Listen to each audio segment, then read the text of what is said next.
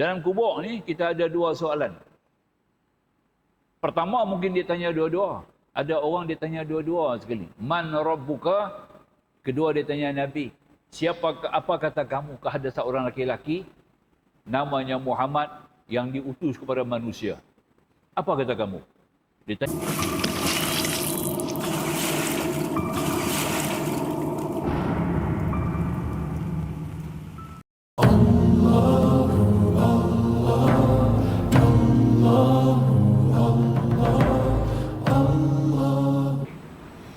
Ma'asyiral hudhur, insya-Allah kita sambung ke surah 12 ya, insya-Allah.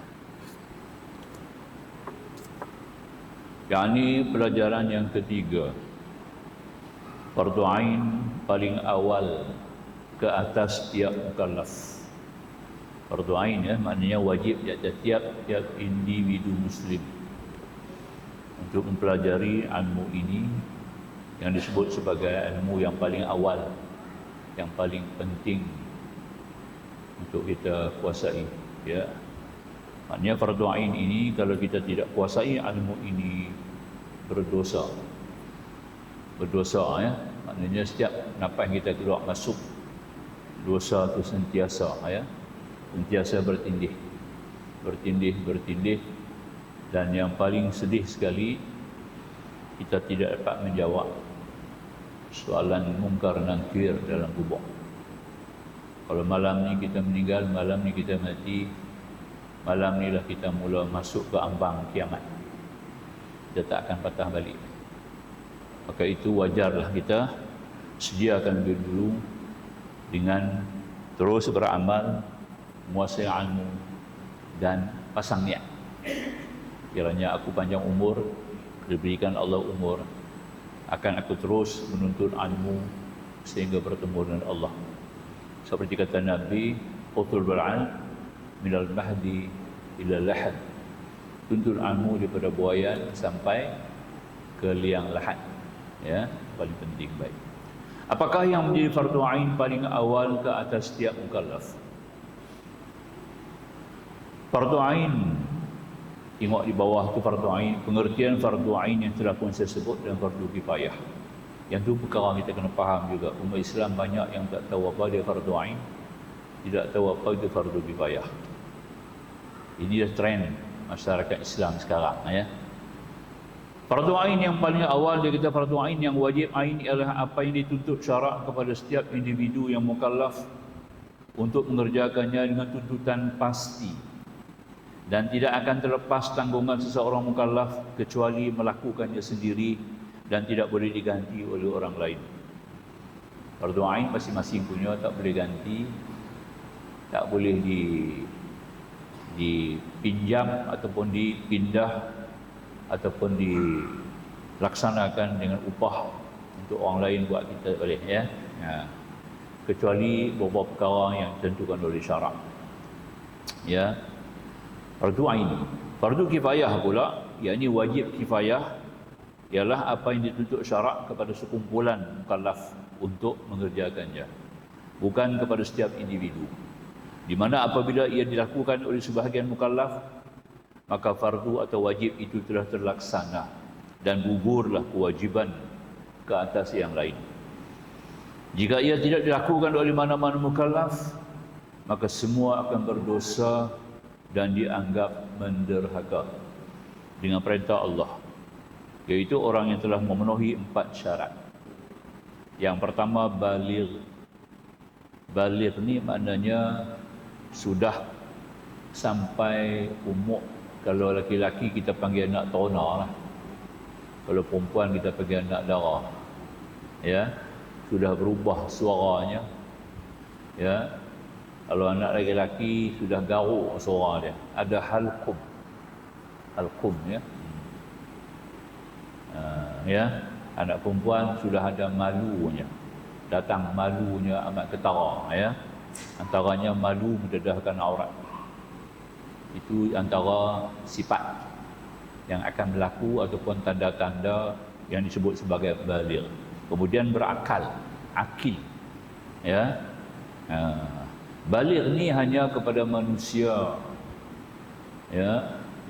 Jin tidak. Jin beranak-beranak balik. Jin keluar-keluar pada perut sudah balik. Dia tak tumbuh kita, ya. Kita laki-laki ini dia mengikut awal umur yang boleh jadi balik, yakni 7 tahun. Anak perempuan 9 tahun, ya. Anak laki-laki 7 tahun. Sebab tu Nabi suruh perintahkan anak laki-laki kamu bersembahyang. Nabi tak kata anak laki-laki, perintahkan anak-anak kamu sembahyang bila umur dia 7. Maknanya laki-laki lah khususan. Sebab laki-laki boleh balik, boleh jadi anak teronang bila umur 7. Ya. Dan apabila dia sampai 10 tahun, kiranya kalau dia tidak sembahyang, maka wadribuhum, pukullah mereka. Ya, wa fariqu fil madaji' dan pisahkan tempat tidur mereka.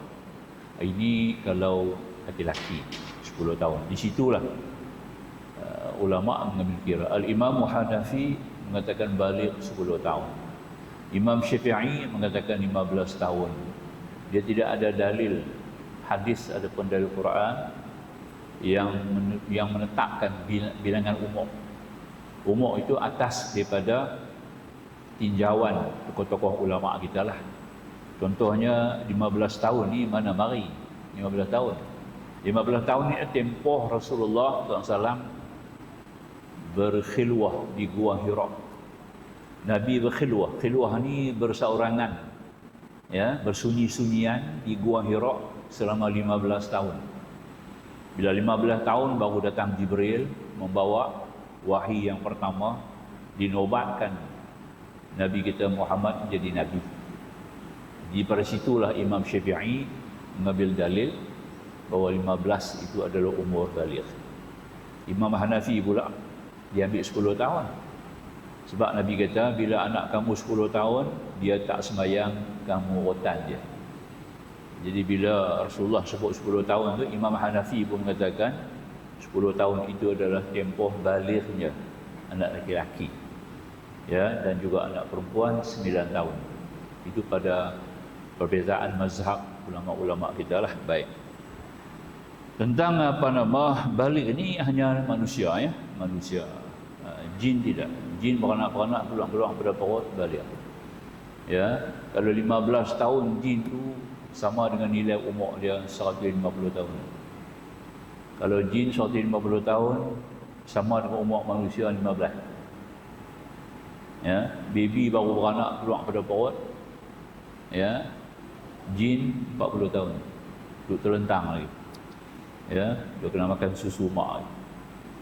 10 tahun, 40 tahun itu jin. Nanti kita masuk bab mengenal jin tu, kita akan halusi lah orang ni lah lebih jauh.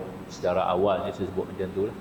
Jadi sebab itu jin ni beranak-beranak dah balik, ya, beranak-beranak dia punya taraf umur dia macam kita 40 tahun.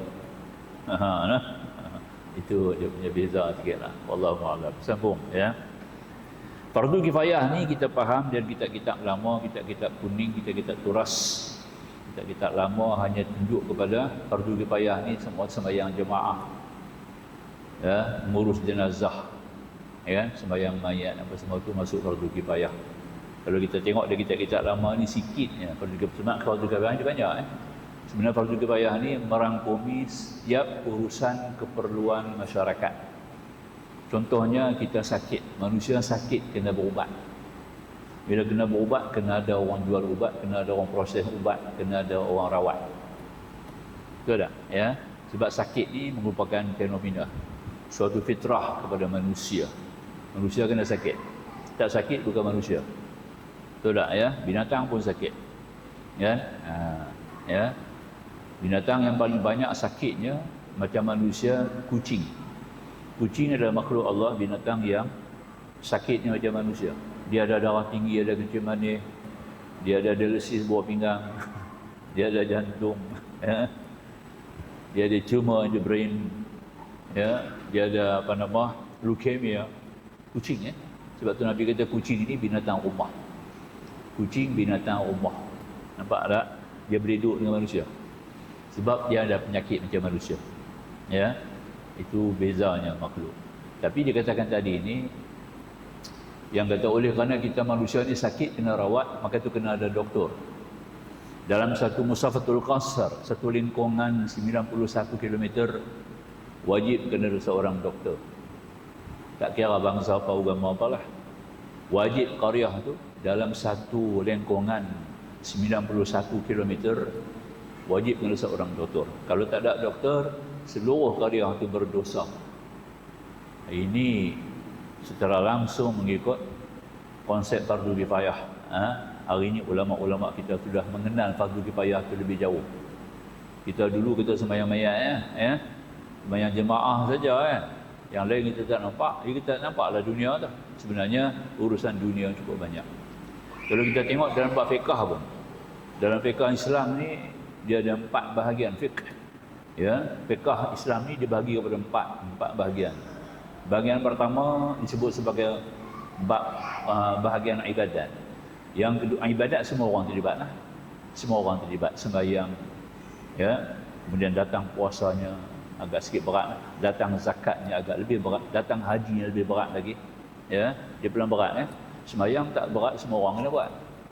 Yang sakit kena buat, yang terlentang kena buat, yang tidur kena buat, tak?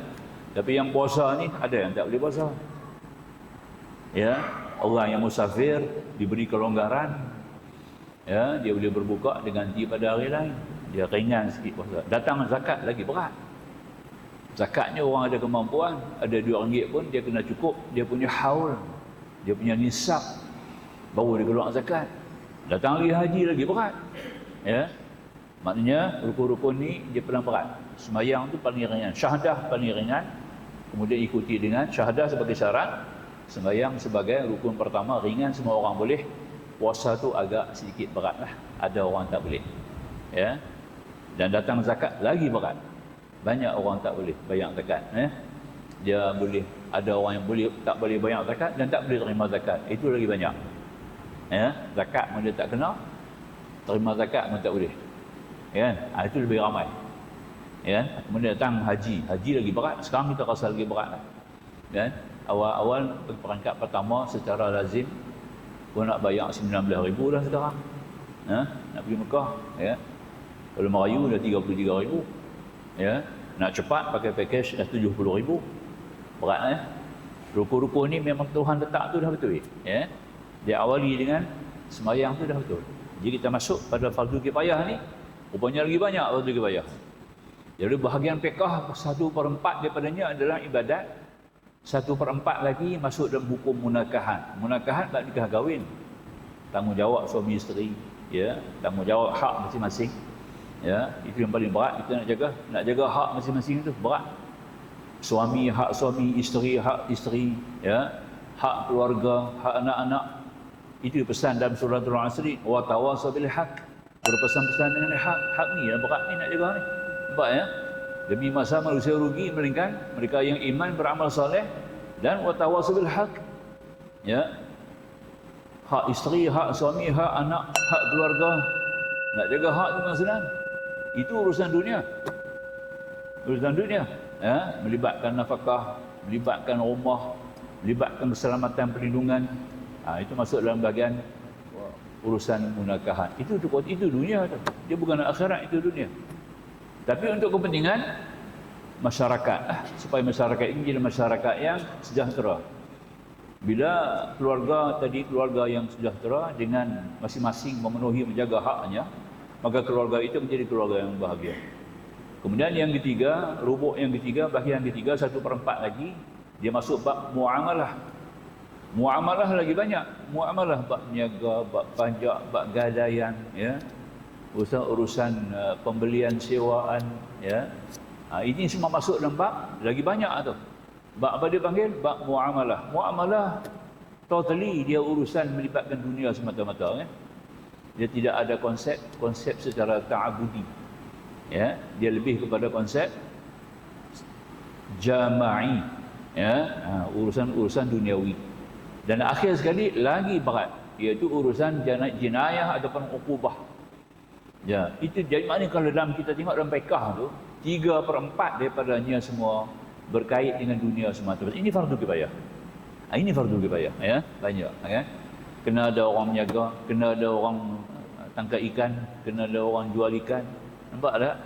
Untuk memenuhi keperluan manusia kena makan minum. Fardu kifayah, ya. Kalau tak ada orang berjual, tak ada kedai dalam kita punya karya, dosa habis karya. Kena ada kedai, orang berjual. Nampak tak, ya? Kena ada orang jual beras, kena ada orang jual gula, pasti, ya. Ini paling penting kita nak faham tu. Sebab tu fardu kifayah ni luas. Tapi kita dipahamkan di kitab lama, sembahyang jemaah dengan mayat. Sembahyang mayat. Yang lain kita tak dicerahkan. Maksudnya fardu kifayah itu cukup banyak. Ya? Kalau tidak ada seorang guru kena mengajar, kan ada guru nak mengajar supaya kita boleh baca, boleh menulis, ya. Khususan ilmu yang berkaitan dengan ilmu kira-kira. Penting. Arithmetic, matematik sangat penting ilmu ini, ya. Dia makanya itu kita perhati tengok ada dua bangsa di dunia ni. Dia tekan banyak soal matematik, ya. Pertama Yahudi. Yahudi ni kalau isteri yang mengandung confirm mengandung 2 bulan kena masuk sekolah mengaji matematik. Diwajibkan, ya, perempuan-perempuan Yahudi, isteri-isteri Yahudi, ya, bila mengandung 2 bulan dia kena daftar pusat pengajian ilmu matematik. Kedua bangsa Chinese, ya, Cina. Dia banyak tekan kepada matematik. Ya, saya di Alam Shah dulu, masa saya di Alam Shah dulu, lurus, ya. Guru matematik 3 orang guru Cina. Ya, 3 guru Cina. Masa di Alam Shah. Saya di Chang dulu, ya. Jadi betul saya tak ambil matematik lah. Tapi adalah pelajaran tu. Kita tekan kenapa matematik? Sebab orang Cina tu dia banyak lebih kepada perniagaan. Dia melibatkan banyak penjagaan, maka itu dia perlu pada matematik, ya kan? Jadi maka itu kita ambil faham. Jadi kena adalah seorang guru yang faham matematik. Kalau tidak ada dalam karya kita seorang guru, tak kira lah guru tu bangsa apa, agama apa, maka seluruh karya itu berdosa. Nampak? Dosa, ya. Kerana tidak ada orang yang ahli dalam bidang kira-kira. Tak betul, ya? Itu penting, kan? Kena ada kontraktor, orang yang boleh buat rumah, yang boleh bina rumah. Kalau tak ada kontraktor, tidak ada orang boleh bina rumah, karya itu seluruhnya berdosa. Nampak tak? Kena ada seorang kontraktor yang ahli dalam bidang binaan.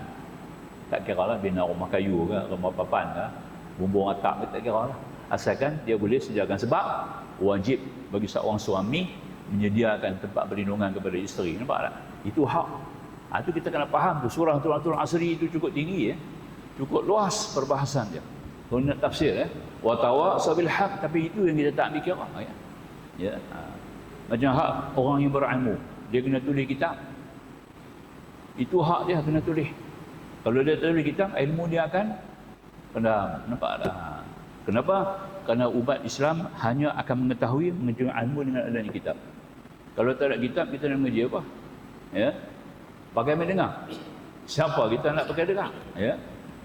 Tu, pakai telinga dengar. Dengar apa? Ya. Kita kena tengok dengan mata.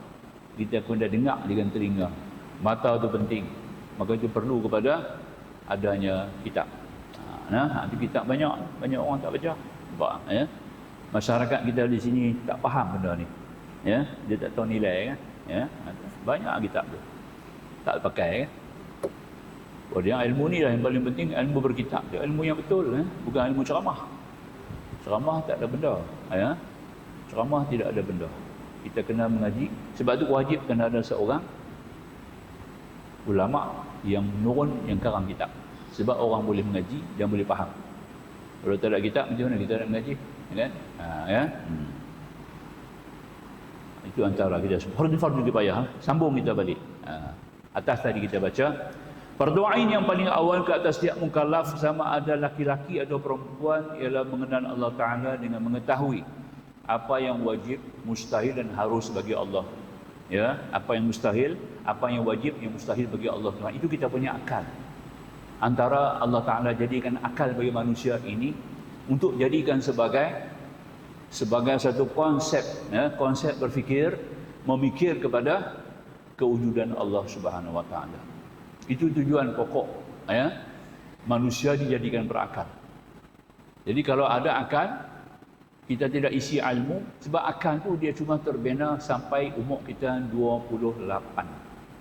Soal sampai umur kita 22. Bila umur manusia 22 dia punya akal dah habis. Tuhan dah hantar habis dah, ya. Dia punya peruntukan akal dia diberi oleh Allah apabila umur dia mencapai 22. Kita punya fizikal 28. Fizikal kita ni 28, tulang belulang kita, urat saraf kita ni dia hanya siap lengkap, ya, lengkap. Projek pertumbuhan fizikal itu umur 28, ya. Tentang akal 22, dia tak akan tambah lagi akal, cukup 22. Nampak tak? Ya. Tapi bila kita tak isi dengan ilmu, maka akal itu akan jadi dumut, jadi beku, ya. Dia tidak akan bertindak bergerak. Jadi akal itu akan diaktifkan dengan ilmu. Nampak, ya? Itu saja, ilmu saja yang akan mengaktifkan akal kita yang sudah terbina lengkap pada ketika usia kita 22 tahun.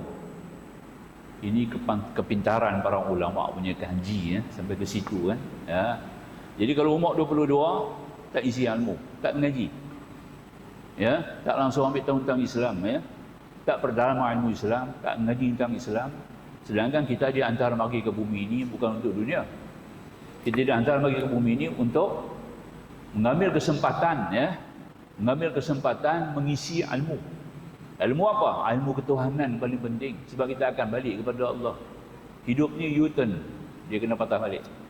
Ya, 60 tahun, 70 tahun umur umat Nabi Muhammad ni, Nabi kata untuk mengisi ilmu. Kalau tidak ada ilmu fardu ain ini, 60 tahun, 70 tahun umur kita tu sia-sia. Lagi teruk daripada binatang. Nampak tak? Ya. Lahum qulubu la yafqahuna biha.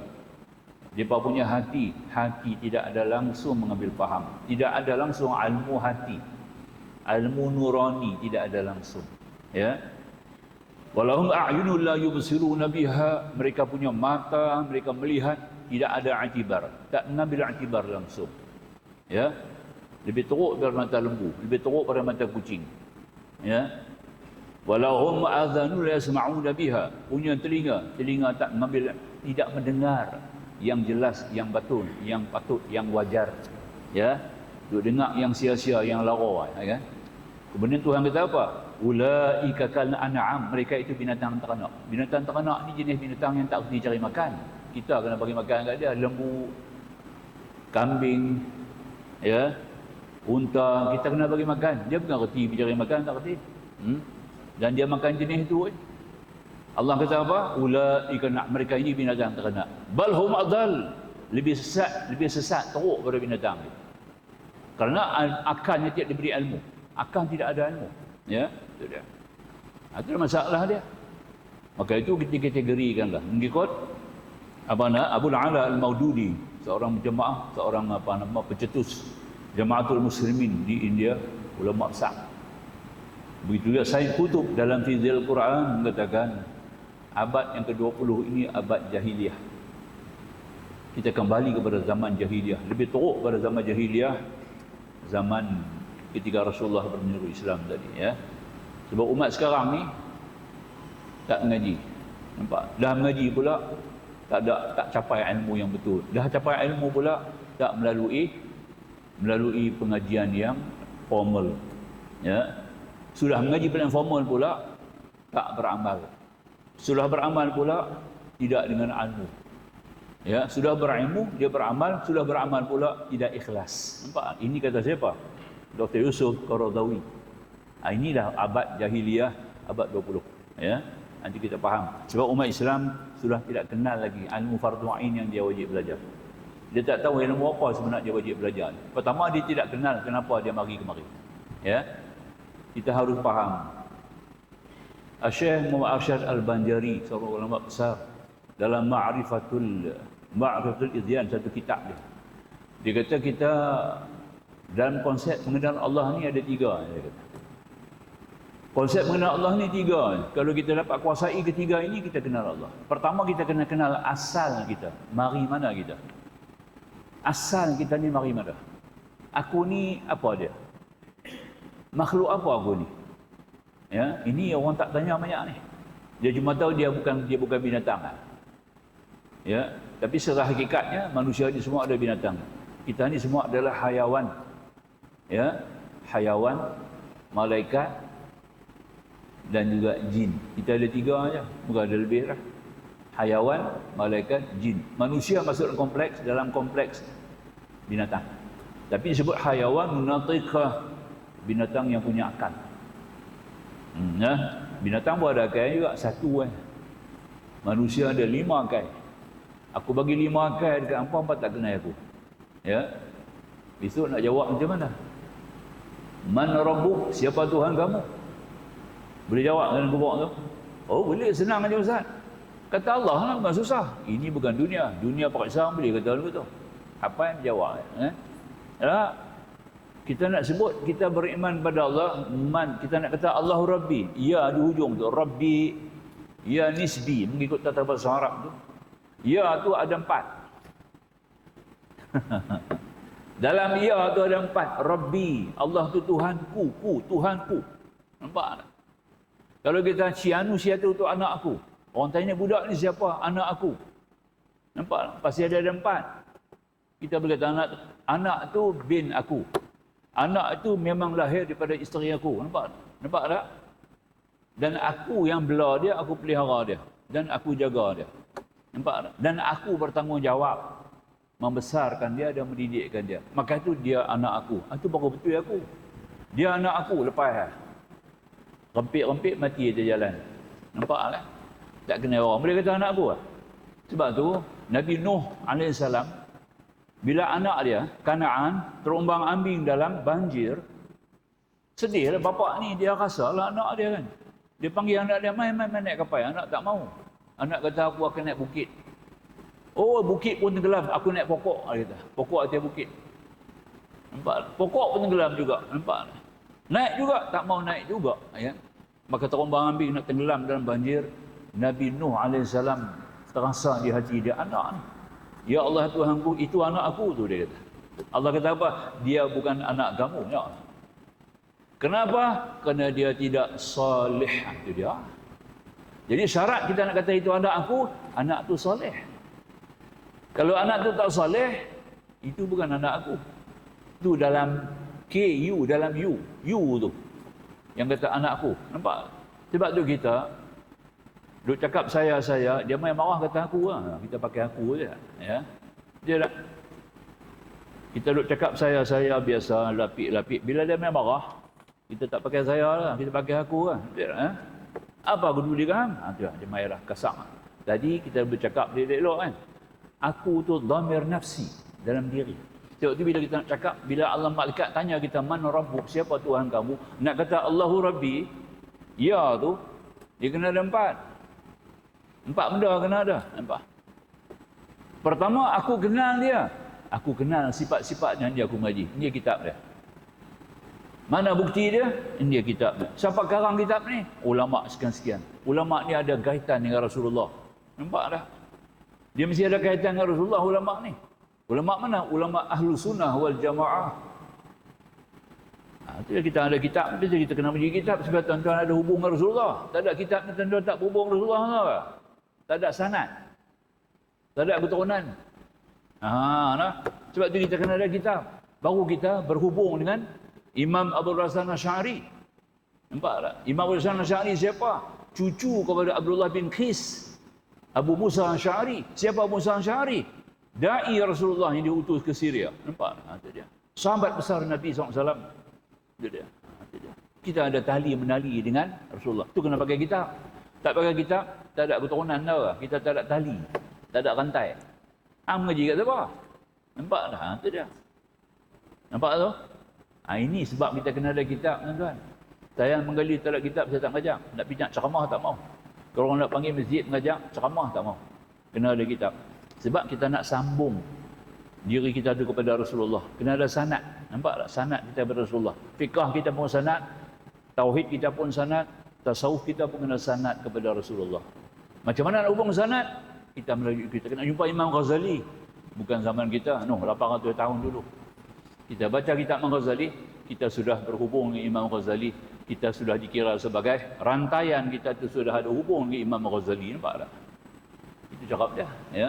Sekarang tuan-tuan ni bila kita anak murid lah. Kepada siapa? Imam Abul Hasan Asy'ari. Sebab dia karam dia yang turun ilmu ni. Nampak? Ya.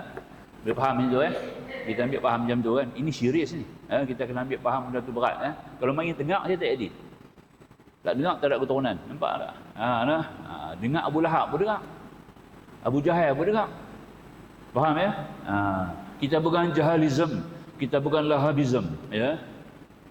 Kita adalah umat yang muwahhidin, wahidun. Kita tauhid kepada Allah Subhanahu wa taala. Kita ada rantai, kita ada keturunan, kita ada mazhab. Ya. Itu artinya. Faham ya? Jadi makanya disebut di sini, jadi kita bawa kepada rantaian kita tadi ini, mengetahui yang wajib, yang mustahil dan yang harus, yang kita wajib kenal. Supaya kita jawab dan kubur besok dia tanya, man rabbuk, siapa Tuhan kamu? Allahu Rabbi, kerana aku kenal sifatnya. Allahu Rabbi, kerana aku sembah, aku berhubung dengan dia. Berhubung dengan apa? Melalui ibadat salat. Orang tak semayang ni memang tak boleh jawab Allahu Rabbi. Orang yang tak semayang ada 3 orang tak semayang. Orang tak semayang dia ada 3. Kumpulan yang pertama semayang. Nampak tak? Tapi tidak ada ruh. Semayangnya tidak ada ruh. Semayang tu mati. Bangkai. Apa dia punya ruh semayang tu? Ruhnya adalah khusyuk. Khusyuk. Khusyuk. Khusyuk bukan tetap. Ya, sampai tak ingat apa-apa itu bukan semayang. Semayang tak ingat apa langsung itu bukan semayang. Tak sedang. Mana boleh. Ya. Dia kena sedang. Nabi semayang pun sedang. Nuh belakang ni. Budak duduk menangis.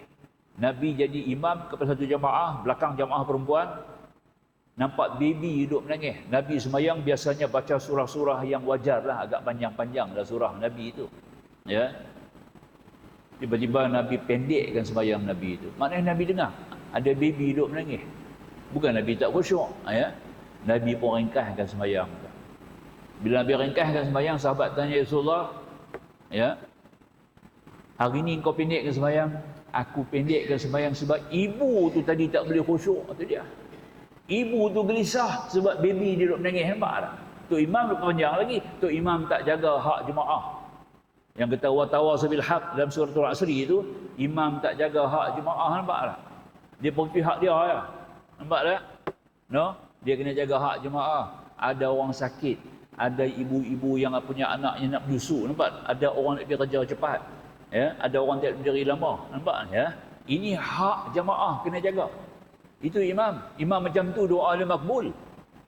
Nampak tak? Ini bukti dia ya. Nampak? Itu dah lah. Tak kira jemaah langsung dikira dia. Jemaah di belakang pakat sangkut habis. Orang ini tak jaga hak. Keluar daripada surah Asri tu. Wa tawadul haq tu tak masuk. Nampak tak? Lekeh kita. Doa dia makbul. Doa tidak makbul. Semayang dia Tuhan tak terima. Tu dia. Tak jaga hak. Nampak tak? Imam kena jaga hak makmum. Bapa kena jaga hak anak. Suami kena jaga hak isteri. Nampak? Isteri kena jaga hak suami. Nampak tak? Itu dia. Ya? Boleh ya? Luas. Masalah hak ni cukup luas tapi kita amat leka. Kita tak faham dan kita cuai bab ni. Ya? Ini umat Islam. Sebab tu kita jatuh hari ni. Banyak perkara kita jatuh kerana kita jaga hak kita sendiri. Hak jiran, hak keluarga, hak adik-beradik. Ya? Hak masyarakat. Kita tak jaga. Ya, yang kita jaga hak kita aja. Selfish orang putih kata, nampak ya? Itu jadi benda. Mau tak dapat tidak, kita ambil fahamlah. Jadi makanya yang kedua, aku kenal Allah, Allahu Rabbi, kerana aku menghubungi Allah. Aku kenal sifat-sifatnya dan aku menghubungi dia dengan sembahyang maut. Jadi sembahyang yang pertama sekali yang kita tadi ini, orang yang sembahyangnya bangkai, tak ada ruh. Ruh sembahyang tu artinya khusyuk. Nak khusyuk kena ada ilmu dalam, ilmu batin. Kena mengaji ilmu tasawuf. Tak mengaji tasawuf, tak mengaji, ya. Tak ada. Guru pun tak ada nak ajar. Ya, murid pun tak ada nak mengaji. Jadi dalam tak ada. Ikhlas tu kena cari. Dia duduk di luar.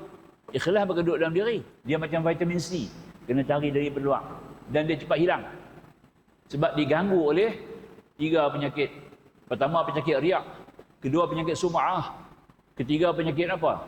Ujub. 3 penyakit ni yang menyebabkan ikhlas kita hilang. Nampak tak? Tu lah. Itu dia. Aku tak boleh mengaji lah, aku reti lah. Allah bagi dia bodoh terus. Duk bodoh tu Nabi bilang. Nampak? Allah tak akan bagi ilmu, tak akan bagi hikmah dengan dia. Tak bagi orang sifatnya macam ni kan. Ya. Tak payah ngaji lah. Allah takkan tak kenal Tuhan kot. Nampak tak? Ya. Bila ada macam ni sifat apa ni? Sifat ujub. Ya, sudah bangga diri dia, sudah maksud menjadi sudah mengetahui. Bahwasanya kita ni sentiasa dalam keadaan jahil. Wa ma utitu minal ilmi illa qalila, kata Allah. Tidak kamu diberikan ilmu melainkan sedikit. Tuhan kata, kamu tidak diberikan ilmu melainkan sedikit. Kamu kena cari. Nampak ya? Mesti ada dalam jiwa kita sentiasa kita jahil. Sebab kita sedang mengharungi satu lautan. Hanya duduk mengikut tepi tak jadilah. Mengikut tepi dapat remeh lah. Duduk mengikut tepi dapat remeh lah. Nak ke tengah sikit, ke tengah, lagi dalam. Sebab tu laut Tuhan buat macam tu. Pergi dalam, pelan dalam. Lagi dalam, lagi banyak butiran-butiran yang berharga. Mutiara duduk di dalam tu, bukan duduk di luar. Silakan muazzin ke hormat, mengumandangkan azan dulu, kemudian kita sambung sikit lagi insya-Allah. Silakan. Alhamdulillah wassalatan wassalaman ala Rasulillah wa alihi wa sahbihi wa man wasarahu wa wala. Ingat kita balik tadi. Saya highlight balik sekarang ni. Man rabbuk? Allahu Rabbi. Yang pertama, aku kenal Allah. Aku kenal sifat-sifatnya. Aku kenal dan aku merasai kewujudan sifat-sifat ini dan aku dapat melihat yang mempunyai sifat ini. Kau betul? Nampak tak? Dia kena macam tu. Tentuan kita kena mengaji sampai ke tahap itu. Sebab dia duduk dalam rukun agama. Rukun agama 3. Pertama Islam, kedua iman, ketiga ihsan. Dia masuk dalam bab ihsan. Rukun Islam kita buat sembahyang, puasa, zakat, haji. Rukun iman dia kita percaya kepada Allah, kepada malaikat, kepada kitab, kepada rasul, kiamah, qada, qadar. Tapi kita kena perinci lah apa dia percaya kepada Allah tu. Inilah dia percaya kepada Allah dengan qada. Rukun pertama, rukun yang ke-6 tu, dia masuk dalam kumpulan ilmu tauhid yang dikenali sekarang ilmu sifat 20. Yang dikenali sekarang hanya ilmu sifat 20. Lain daripadanya batal. Tidak diakui. Ilmu itu kita kena mengaji. Wajib ya. Itu bahagian pertama. Kita kena faham. Jadi bila kita menyebut, kita hanya berilmu. Tak jadi benda. Kena rasa. Kena ada feeling. Feeling dan healing itu kena ada rasa. Allah itu wujud. Nampak tak? Ya? Wujudnya kuasa Allah. Wujudnya ilmu Allah. Wujudnya ya kehendak Allah. Ya, kita kena rasa. Ya. Bila sudah rasa, baru datang melihat. Sebab Nabi katakan, anta'budallaha ka'annaka tarahu. Kamu buat ibadat seolah-olah kamu melihat Tuhan. Kalau tak melihat Tuhan, buat apa? Sembahyang apa kita? Kita menghadap siapa? Ya. Kita menghadap orang yang kita tak kenal, kita tak nampak macam mana? Lagi teruk daripada penyembah berhala. Dia tak? Ya. Itu dia. Kita kena nampak Allah. Aku sujud kepada Allah kerana aku dapat melihat Allah. Melihat apa? Melihat wajah Allah. Apa dia wajah? Itu menjadi sifat 20 ni. Wajah tu adalah sifat-sifat ma'ani. Yang 7. Sebab tu kena ma'ani, sebab ada kat kita. Sifat ma'ani tu ada kat kita. Ya, Syekh Muhammad Abdul Latif Tambi, seorang ulama besar, ulama Pulau Pinang, ulama Melaka, ulama Singapura. Meninggal dah mangkat lah. Dia karang dalam kitab dia, tuan-tuan boleh beli, Shopee ada jual kitab. RM11. Hidayatul Rahman nama kitab. Kitab lama, kitab tauhid. Hidayatul Rahman. Harga dia RM11. Lebih. Ya. Dalam kitab tu dia kata apa? Sifat ma'ani, sifat yang sah dipandang dengan mata kepala. Nampak? Sifat ma'ani, sifat yang sah dipandang dengan mata kepala sekiranya kalau tidak ada mani. Itu dia. Dia kata dalam kitab tu. Sah dipandang dengan mata kepala. Mata kepala berpandang apa? Yang zahir. Apa yang zahir? Bekasan. Bekasan apa? Bekasan sifat. Sifat apa? Sifat Allah. Sifat yang mana? Kudrat, iradat, ilmu, hayat. Itu dia. Dapat lihat sifat kudrat Allah. Dapat lihat sifat iradat Allah. Dapat melihat sifat ilmu Allah. Dapat melihat sifat hayat Allah. Melalui mana? Melalui bekasan-bekasan sifat itu sendiri. Kudrat, ada langit dan bumi, ada kudrat. Langit dan bumi ini adalah hasil bekasan daripada sifat kudrat Allah. Sah kudrat Allah. Bila ada kudrat, kena ada kehendak, iradat. Tidak boleh kudrat saja, kena ada iradat sama. Bila sudah ada iradat, ada ilmu. Dapat lihat kenyataan alam langit bumi ini. Tidak ada yang cacat. Nampak? Alladhi khalaqa sab'a samawatin tibaqa ma tara fi khalqi rahmani min tafawut farji'il basara hal tara min futur thumma arji'il basara karatain ila qalib ilaikal basaru khasi'a wa huwa hasir. Sebut dalam surah Al-Tabarakalladi kan. Itu surah ni kita selamat daripada gubuk sebab orang yang baca tu reti yang ni. Dia reti yang ni. Yang ni tak reti macam mana selamat daripada azab kubur. Lepas tu dia kata orang baca surah Tabarakalladi ni boleh menyelamatkan daripada azab kubur. Sebab dalam surah ni ada ayat yang seorang-seorang Allah suruh kita terlebu faham. Allazi khalaqa sab'a samawatin tibaqa ma tara fi, Tuhan jadikan langit bumi ini berlapis-lapis, 7 lapis. Ma tara fi khalqir rahmani min tafawut. Pasti confirm kamu tidak akan melihat sebarang kecacatan, sebarang kepincangan, kerosakan dalam penciptaan langit bumi daripada sifat Tuhan yang Maha Rahman. Tuhan buat dengan kerahmanan, Rahman dia. Nampak tak? Summa ji'al basara karratain. Tengok kali kedua. Kalau kamu nampak silap, tengok kali kedua. Nampak tak? Lesanya kamu tidak akan mendapat sebarang kecacatan. Maknanya kata apa yang Tuhan buat semua perfect, 100%, excellent. Tidak ada yang rosak. Nampak tak? Termasuklah kita pun Tuhan buat semuanya betul di belakang. Dia turun bala musibah, betul.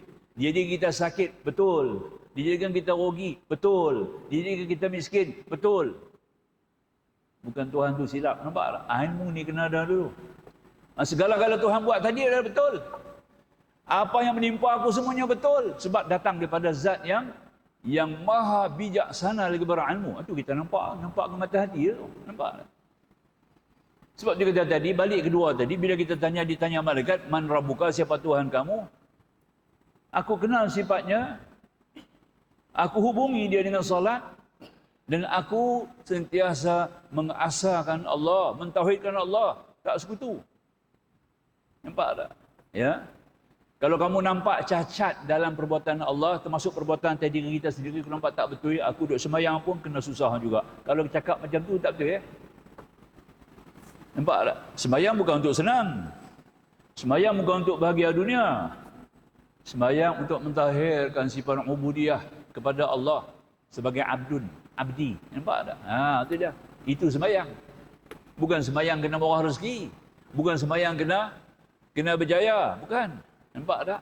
Tapi dengan keimanan kita, dengan keyakinan kita, dengan ketauhidan kita, kita akan jadi umat yang berjaya. Nampak tak? Umat yang berjaya, umat yang mentauhidkan Allah. Umat yang berjaya, umat yang tidak menyekutukan Allah. Umat yang berjaya, umat yang sentiasa menghubungi Allah secara ubudiyah. Habis. Itu semayang.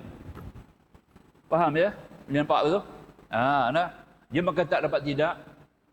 Bila laksanakan ibadat solat tadi ini, yang kedua, sebagai bukti, aku Tuhan. Kemudian Allah Tuhanku. Yang ketiga. Ya. Yang ketiga, aku mentauhidkan Allah. Yang pertama, aku kenal sifatnya. Kedua, aku hubungi dia. Ketiga, aku mentauhidkan Allah. Yang keempat, aku cinta ni susah sikit. Cinta ni kena ada 3 sifat, baru cinta. Ada 3 sifat ni, baru kita cinta kepada Allah. Manusia cinta macam mana? Peluk-peluk, sayang-sayang je tak? Ya? Itu kan manusia kan? Ya? Itu bukan kita dengan Allah, mana boleh peluk-peluk. Sayang Allah macam mana? Sayang kena 3 sifat. Yang pertama, tawakal, 100% bergantung kepada Allah. Wa 'ala rabbihim yatawakkalun. Itu artinya kita sayang Allah, kita bergantung semua pada dia. Nampak tak? Kita bersandar langsung 100% kepadanya. Allahu Samad. Kedua, arti kita sayang kepada Allah, kita ridha. Apa jadi pun kita ridha. Nampak tak? Itu arti kita sayang kepada Allah.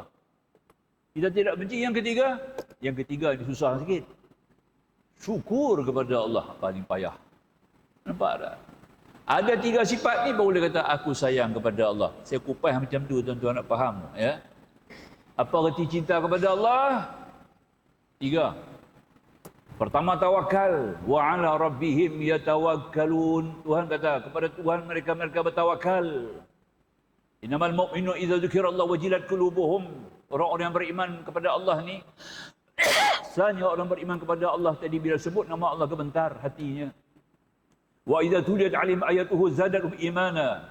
Bila dibaca ayat-ayat Allah, bertambah-tambah iman dia, pula meningkat. Wa 'ala rabbihim yatawakkalun, kepada Tuhan mereka bertawakal. Tengok Tuhan sebut dalam Quran sendiri kan. Itu yang pertama. Kita sendiri selalu kita highlight dalam sembahyang kita kan, iyyaka na'budu wa iyyaka nasta'in. 17 kali maksimal satu hari. Akan dikau jua kami sembah, akan dikau jua yang kami mohon pertolongan. Artinya tawakal 100%. Kita tidak bergantung kepada orang lain, tidak bersandar kepada makhluk, tidak bersandar kepada orang sakit, tak bersandar kepada ubat, tak bersandar kepada doktor. Nampak tak? Ya. Nabi Allah Musa AS sakit gigi. Sakit gigi. Tahu ya? Dia mengadu, ya Allah Tuhanku, aku sakit gigi ini. Ya. Engkau turunkan ubat, engkau turunkan penyakit. Allah kata hang pergi ambil sekian-sekian daun. Hang ambil daun tu hang ramai, hang bubuh di gigi hang sembuh. Dia pergi ambil daun tu dengan arahan Allah, tahu tak? Dia mengadu kepada Allah, Allah arah dia suruh pergi buat. Dia pergi ambil daun tu. Dia pun ramai-ramai daun tu bubuh di gigi, sembuh. Lepas beberapa tahun pula sakit lagi gigi. Kali ni tak mengadu kepada Allah, dia pergi ambil terus kat daun tu. Kali kedua ni sakit, dia tidak mengadu kepada Allah. Dia pergi terus ambil daun tu, tak hilang. Sakit dia mengadu, ya Allah Tuhanku, dulu aku guna daun ni juga, tapi sembuh. Hari ni aku guna daun ni tak sembuh. Sebab dulu hang minta dekat aku, hang tak minta kat daun. Hari ni hang pergi terus kat daun. Nampak? Faham tak? Nampak tak? Ya? Patutnya hari ni pun hang mengadu kepada aku. Kita ada kan, kita selalunya kalau sakit ni pergi cari doktor dulu sampai spesialis, sampai buang otot-otot ribu dah tak boleh. Ustaz, tolong baca Yasin. Lah baru baca Yasin. Nampak? Kenapa tu? Itu bukan artinya kita bertawakal kepada Allah. Nampak tak? Itu dia. Dah tergagah sangat ya. Dia very desperate, dia kata. Desperate person kan. Baru kita pergi jumpa dengan Tuhan. Kononnya lah ya. Dah cuba macam-macam lah Ustaz. Oi.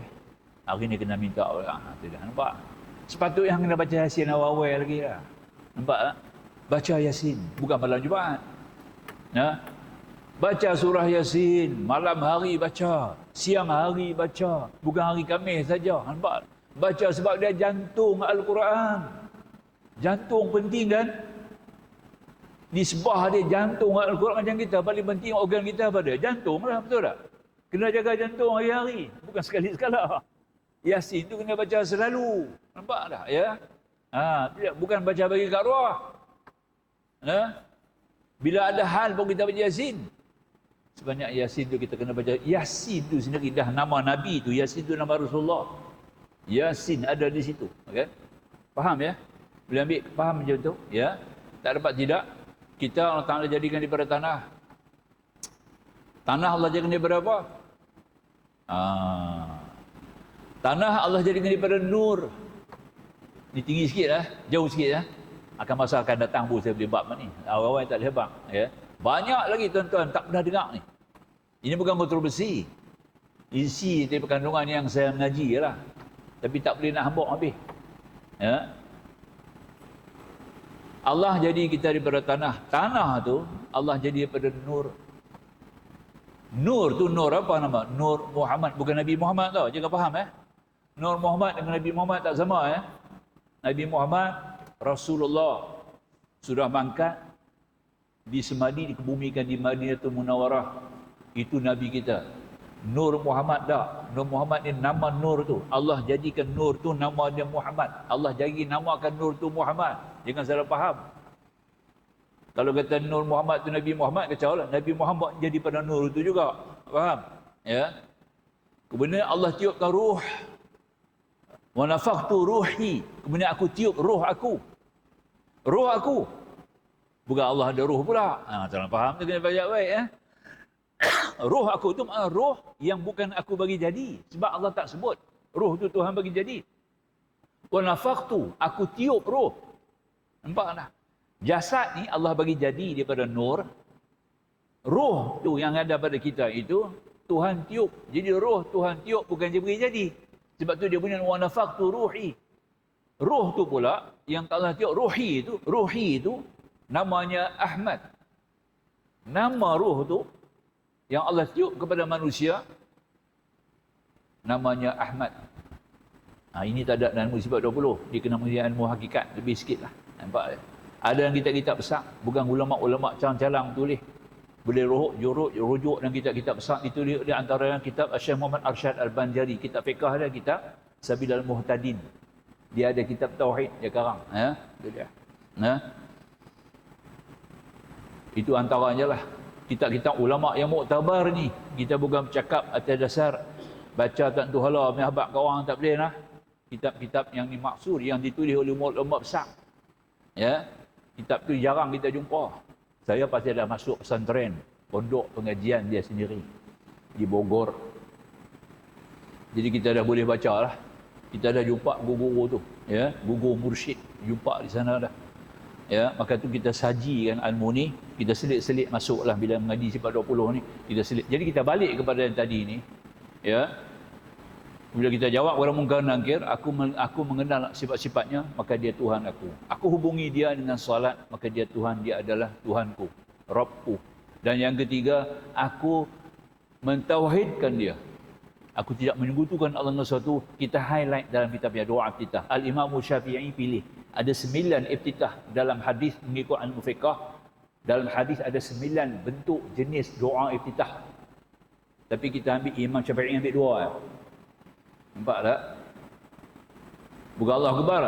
Allah Akbar kabira tu satu hadis lain. Itu bukan daripada Nabi. Tapi Nabi akui. Allahu Akbar kabira, Allahu Akbaru. Jangan baca Allahu Akbar ya. Baca Allahu Akbar tak betul ya. Batal, tak ada apa-apa. Tak ada, lari makna. Jauh pada makna, rosak grammar dia.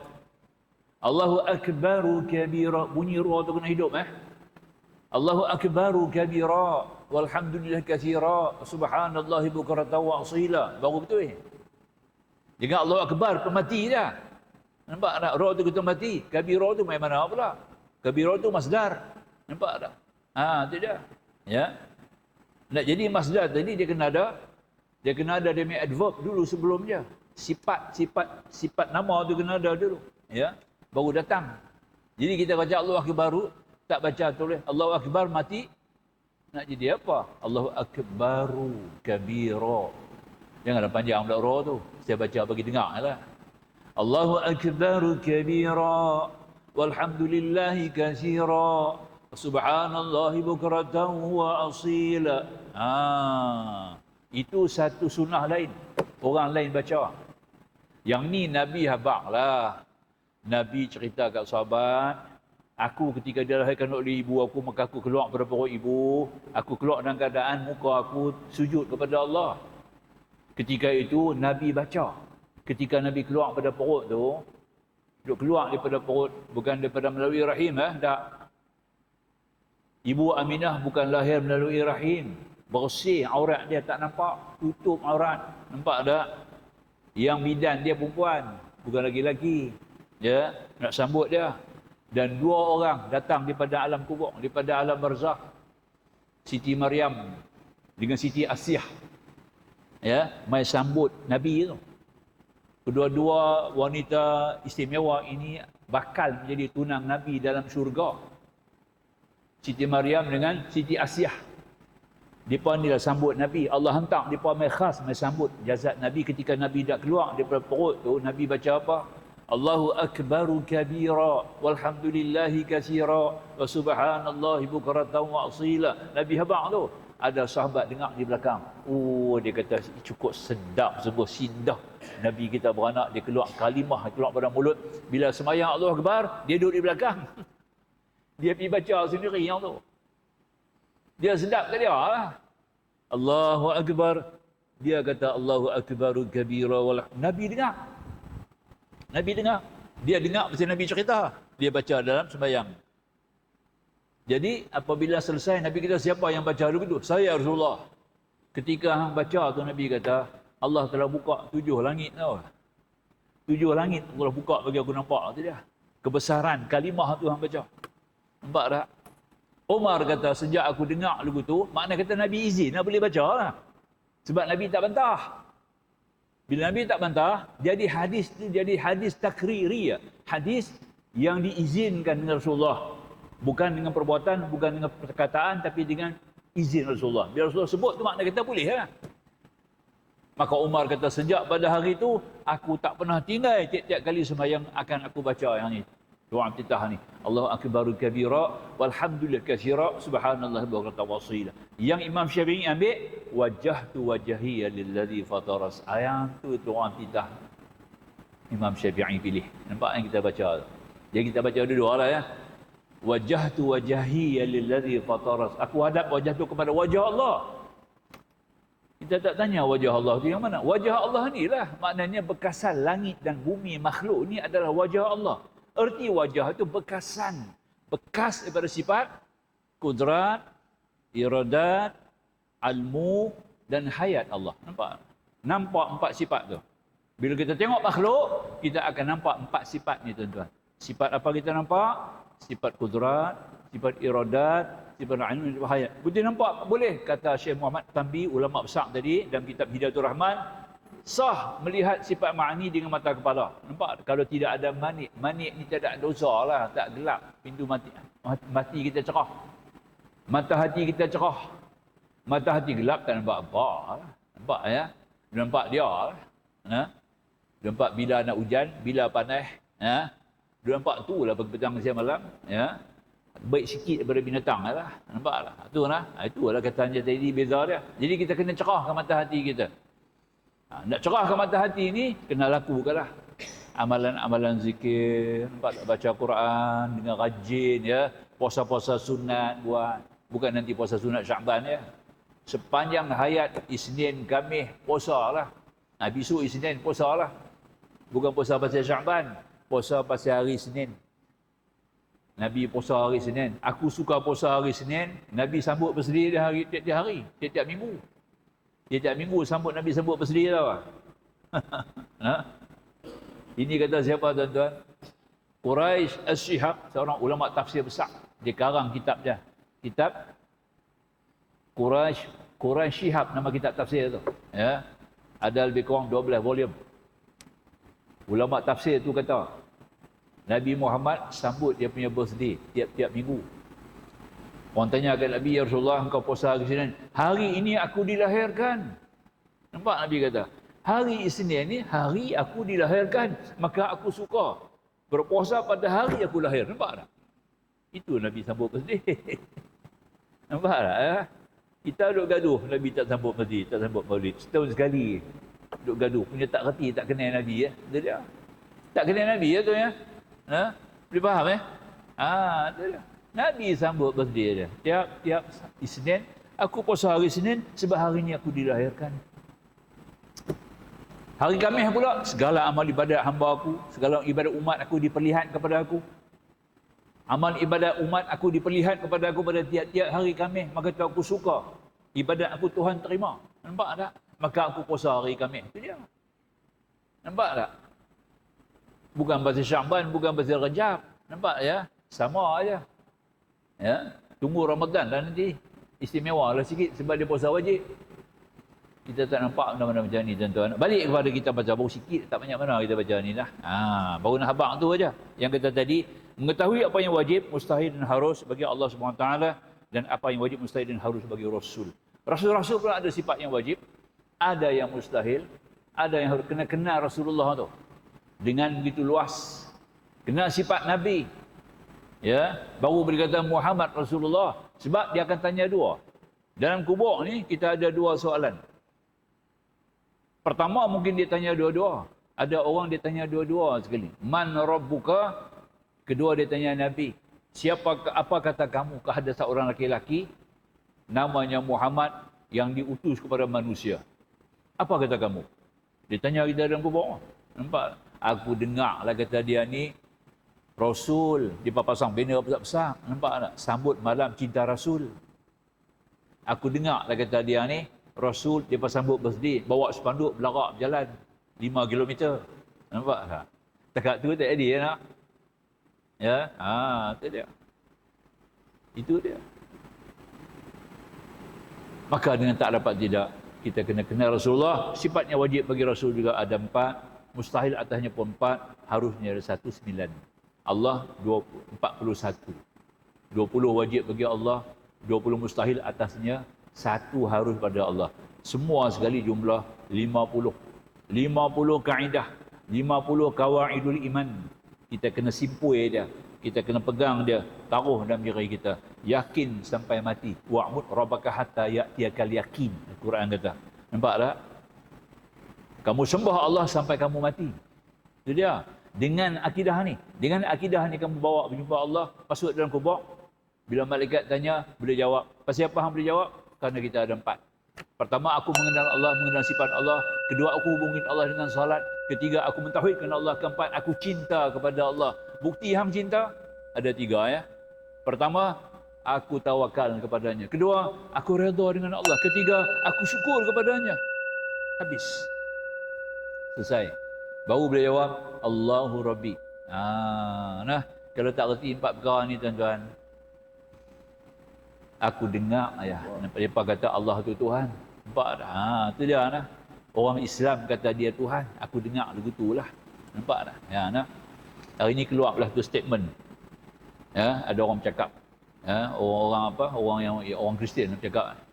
Kononnya turun banjir di Mekah apa tadi? Tuhan murka. Tuhan mana murka? Jesus murka. Jesus murka kepada orang Islam. Ya. Tuhan Jesus murka kepada orang Islam, maka dia hantar banjir di Mekah. Nampak tak? Mekah kena banjir teruk. Nah, dia lupa besok masuk kubur. Duk menangis dalam kubur besok ni. Ya. Tambah-tambah lagi berat. Dipercantumkan Allah sebagai macam makhluk pula kan. Qalu innallaha salisu salasah. Berkatalah orang Nasara bahawa Allah tu satu di antara 3. Habis lagi berat. Nampak tak? Orang kafir pun tak berat lagu tu. Orang kafir kata kami mengaku ada Tuhan. Berhala-berhala ni semua kami tahu bukan Tuhan. Quran kata sini, la na'buduhum. Kami tidak sembah mereka. Nampak tak? No, Abu Jahal kata, Abu Lahab kata, Walid bin Mughirah kata, ya. Kami bukan sembah patung-patung ni. La na'bud illa yuqarribuna ila Allahi zulfa. Cuma depa ni mendekatkan kami kepada Allah. Itu dia. Nampak tak? Depa ni tolong rekomen. Itu dia. Nampak dah. Maka tu ada Tuhan rezeki, Tuhan sihat, Tuhan sakit. Nampak dah? Tuhan tenang, Tuhan balak, macam-macam Tuhan. Tak kira apa? Kamu rezeki, Tuhan ni tolong cakap. Hampir dah minta kan? Dekat Tuhan rezeki kami. Kita lah, kita tak protokol. Qul a'udzu birabbil falaq, qul a'udzu birabbin nas. Kita minta terus kepada Allah. Ya. Allahu Rabbun, Allahu Ilahun, Allahu Malikun. Allah lah sembah Tuhan kita, sembahan kita, raja kita. Kita tak minta lain terus. Tak ada protokol. Doa kita terus kepada Allah. Kita tak ada wasilah, betul tak? Sebab Allah tahu. Kita tak pakai wasilah, tak pakai perantaraan. Orang kafir, la na'buduhum ila yuqarribuna ila Allahi zulfa. Kami tidak sembah kepada berhala-berhala ini, cuma mendekatkan kami kepada Allah. Itu dia, nampak? Baik sikit daripada Serani. Orang Serani kata apa? Innallah qalu innallah salisu salasa. Berkata orang Nasara, Allah tu satu daripada 3. Satu 3 oknum. Oknum al-ab, oknum al-um, oknum al-hayah. Nampak tak? Isa tu anak Tuhan. Ya. Soal anak Tuhan ni biasa dalam Bani Israel. Semua Rasul-Rasul berkata anak. Nabi Ibrahim berkata anak Tuhan juga. Ya. Anak Tuhan ni artinya yang Tuhan sayang. Bagi punya bahasa lah, kalau kata anak Tuhan tu bukan Tuhan dan anak. Allah sayang dekat depa ni. Nah. Tapi yang kata Serani tu Isa tu Tuhan. Yang tu yang kacau tu jelmaan Tuhan. Dalam bentuk manusia. Nampak tak? Tu dia nah. Dia matikan diri dia tadi dibunuh tu kerana semata-mata untuk menebus dosa-dosa kita. Bunyi pun. Tu Adam buat main dosa, dia tolong hapus. Tu Adam buat main dosa. Tu Adam makan buah kan? Turun ke bumi bawa dosa mari tak kepada anak Adam semua. Atas 7 anggota, kaki berjalan, tangan pergi rambut buah, mulut telan dia tak? 7 anggota buat salah. Maka tu kita kena sembahyang. Bunyi pun. Dia punya reka nampak? Nah. Kita tak macam tu tuan-tuan. InsyaAllah kita ambil dekat tu saja, kita akan sambung lagi insya-Allah ya. Apa dia pengertian pada muka surat 14. Sikit yang kita baca hari ini untuk dia. Aku qauli hadza astaghfirullahal azim li wa lakum. Akhirul kalam wallahu subhanahu wa ta'ala a'lam. Bismillahirrahmanirrahim. Alhamdulillah. Wassalatu wassalamu ala Rasulillah wa alihi wa sahbihi ajma'in. Subhanaka la ilma lana illa ma 'allamtana innaka antal alimul hakim. Rabbi shrah lana sudurana wa yassir lana umurana. Rabbana zidna 'ilma warzuqna fahma. Rabbana atina fid dunya hasanah wa fil akhirati hasanah wa qina adzabannar. Walhamdulillahi rabbil alamin. Wassalamualaikum warahmatullahi wabarakatuh.